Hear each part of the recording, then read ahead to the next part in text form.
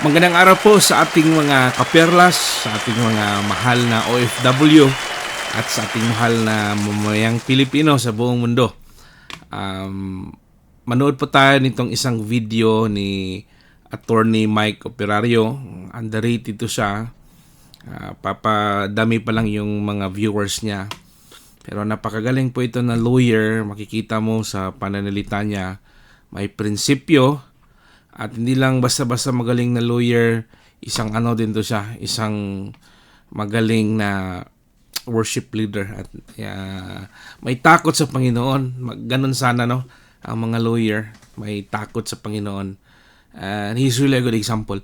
Pakinggan natin itong ano niya, yung paano niya analyze yung mga nangyari ngayon. Napakaganda, napaka-insakto talaga.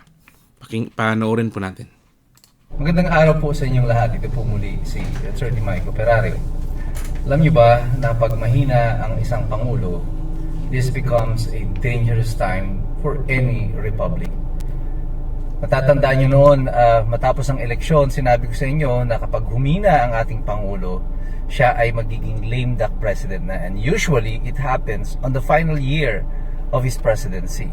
However, ngayon pa lamang, sa pagkatalo nila sa eleksyon, itong nakaraang halalan ng Mayo, lumalabas na talagang napakahina ng ating Pangulo.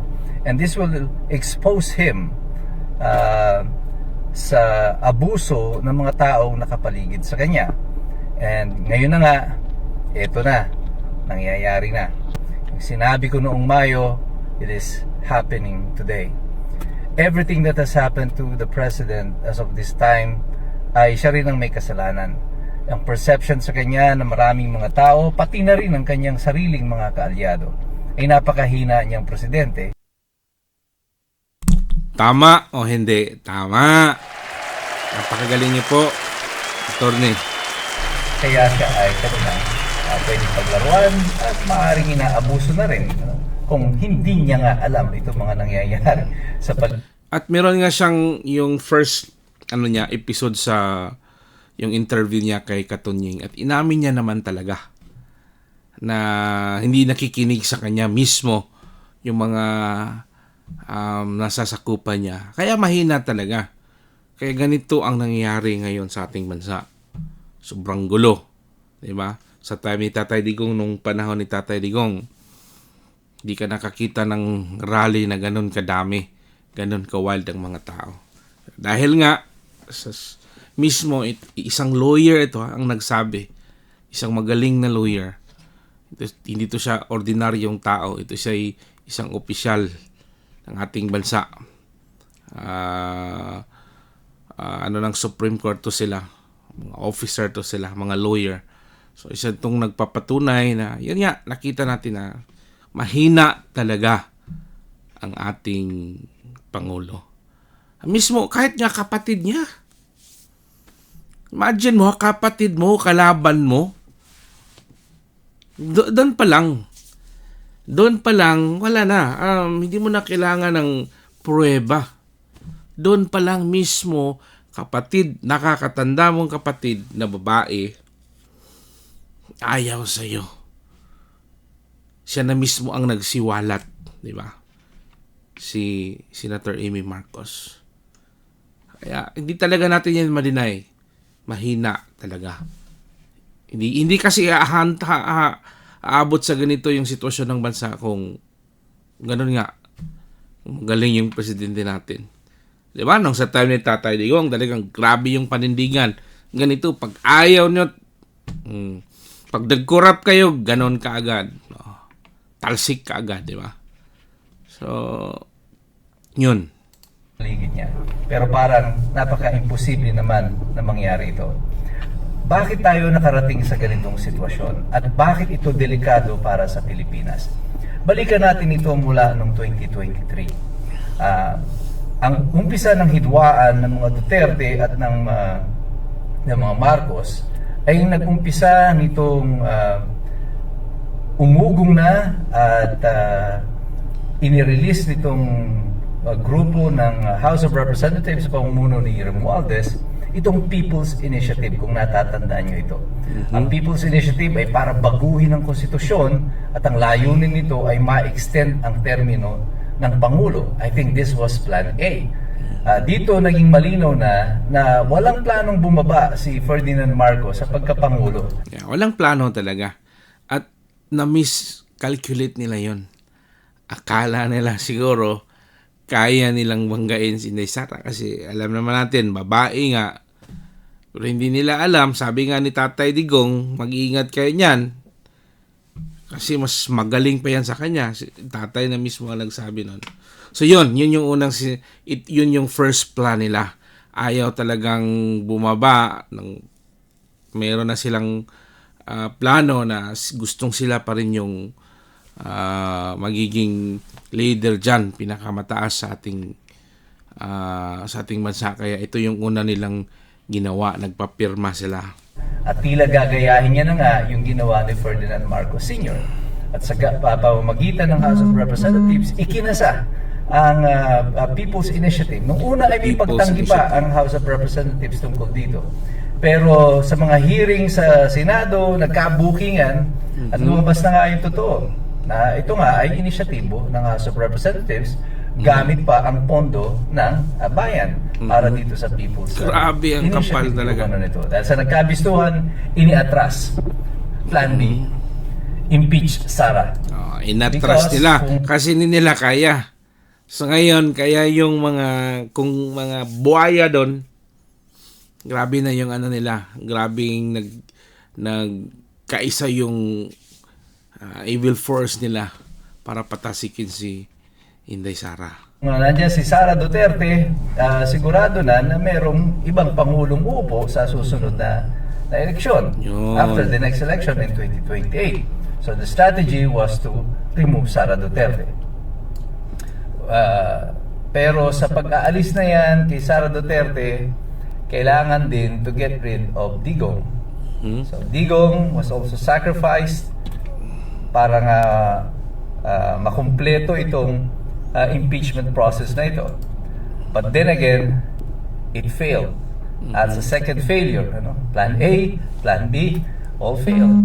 At nagamit pa itong sitwasyon ni Digong, I think, sa aking opinion, ay naging distraction ito doon sa mga naging issue tungkol kay First Lady Liza Araneta dahil doon sa pagkamatay ni Paulo Tantoco. So, para mawala yung atensyon ba ng tao.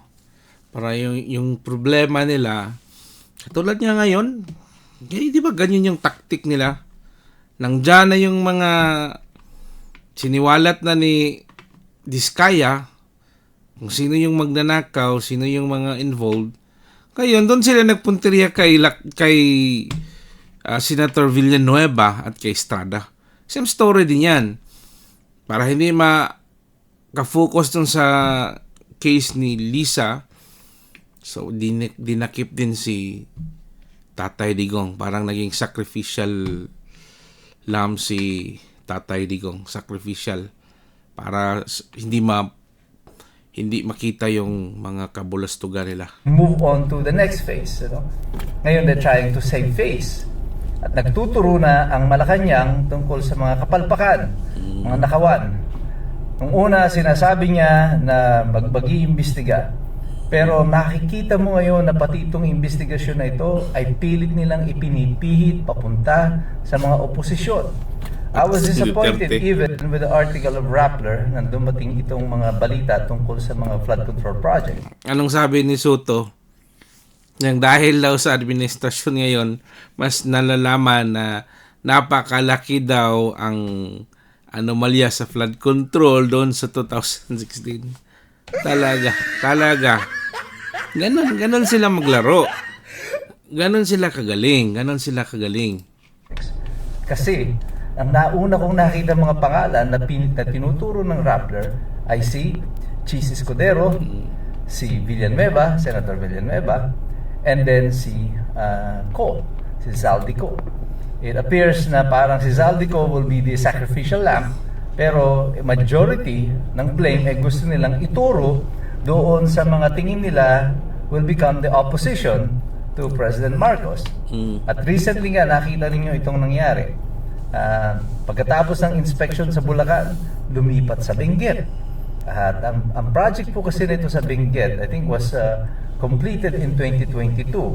Ito po ang budget na ginamit dito ay budget pa po noong 2022. Sa panahon pa po ni Rodrigo Duterte, pero parahati ng 2022 ay panahon na po ni Ferdinand Marcos. Nag-switch sila ng pagtuturo, ng blame, para may makita na ang project ng 2022 ay meron din ganitong nangyari. However, this is not a flood control project. This is a regular road protection project. At this was done at the initiative of ACT CIS. Yun pong party list noon nila Tulfo, ng mga Tulfo brothers. Sila po ang nag-inisyatibo nito. Pero makikita mo dito yung dahan-dahang pagpihit na muli para ang blame ay malipat sa mga oposisyon at hindi po sa administrasyon. Duterte. That's why I keep on saying all this investigation, all of this inspection is just a joke. Ito ay isang malaking kalokohan sapagkat walang intensyon na makarating dito sa katotohanan. Because if you really want the truth, the first thing you must do is to fire the Secretary of the DPWH. Imposibleng ang lahat ng proyekto nito ng pagnanakaw na ito ay naganap ng walang kaalam-alam ang DPWH. Kung sinabi nila na wala silang alam dito, you should also be fired. Soto, Senator Soto, Senator Lacson, makinigo kayo dito sa magaling na lawyer. Mr. Secretary, for being incompetent. Dahil bilyon-bilyon ang ninanakaw sa taong bayan, wala ka pa rin alam. And if the Secretary is liable, then so is the President. Yes. Because the Secretary is the alter ego of the President. Ang lahat ng gawa ng Sekretaryo, parang Presidente rin ang gumanap. Kapag ang Sekretaryo Klaro. ay incompetent, pati ang Pangulo ay incompetent din. Klaro ho ba? Klaro pa yon? Naintindihan po ba ng lahat? Klarong-klaro yon. Maraming salamat, Attorney. Yan ang implikasyon ng lahat na nangyayari. Paano natin seryosohin ang isang investigasyon na ang nag-iimbestiga na inutusan ng Pangulo ay yung Secretary of DPWH para imbestigahan yung mga sarili nila? Bakit nila gagawin yun? Bakit ang mga House of Representatives na kaalyado niya, wala pa siyang pinapangalanan hanggang sa kasalukuyan? Why is still Romualdez the Speaker of the House? Remember, prior to Bongbong Marcos becoming President, bago siya naging Pangulo, hindi naman po powerhouse dito sa House of Representatives si Romualdez. He's a nobody in the House of Representatives. Kaya lang siya naging House Speaker, it's because of Ferdinand Marcos Jr. Kaya siya nananatili, it's also because of Ferdinand Marcos Jr. Wala pong ibang may kasalanan dito, Mr. President. Hindi natin may tatago ito sa matagal ng panahon. Bakit ko sinasabing delikado? Well, this is desperate times for the administration. And ang natitira na lamang pong alternatibo dito, in order for them to assure that the President will stay in office, are two things. Number one, if Sara Duterte will be eliminated, either by impeachment or by any other means. Number two, if there will be war, magkakaroon ng digmaan. And I don't like the picture of what is happening in Mindanao right now. Ina-agitate ang MILF to a rebellion, to rush to arms again. We are agitating the Chinese, and goading them to an armed confrontation kahit na sinabi na ng Amerika na nangako ang China na hindi sila makikigera, makikidigma sa Taiwan sa panahon na ito. Something is really wrong here, and something is not right, and something smells fishy. Kaya tayo pong lahat, mga kapatid, patuloy tayong manalangin na ang ambisyon ng marami na manatili sa kapangyarihan ay hindi makaapekto sa atin bilang isang bansa. Hindi po China, hindi Amerika, hindi NPA, hindi MILF ang pinakamalaking banta sa atin sa kasalukuyan. Ang pinakamalaking banta sa atin sa kasalukuyan, itong walang habas na korupsyon, pagnanakaw, ang pagkakahaman sa kapangyarihan ng iilan. Pero tayong lahat dapat makilahok dito, sumali tayo dito. Tayo ay mag-aral, mag-participate. Sapagkat mahirap na kailangan ang taong walang alam. God bless you, God bless us all. Mabuhay ang Republika ng Pilipinas. Maraming salamat po, Attorney Mike Operario. I-check nyo po yung page niya sa Facebook. Mas active po siya sa Facebook niya. At meron din siyang YouTube. Paki-subscribe na din. So, yan nga no. Napakaklaro at napakadelikado sa ating bansa. Napakadelikado kung ang leader natin, yung presidente natin ay mahina. Ganito ang nangyari ngayon. Napakagulo. Kasi ang daming gustong maghari-harian. Ang daming gustong maging leader. Daming kurakot. Gustong kunin lahat ang pera ng kaban ng bayan.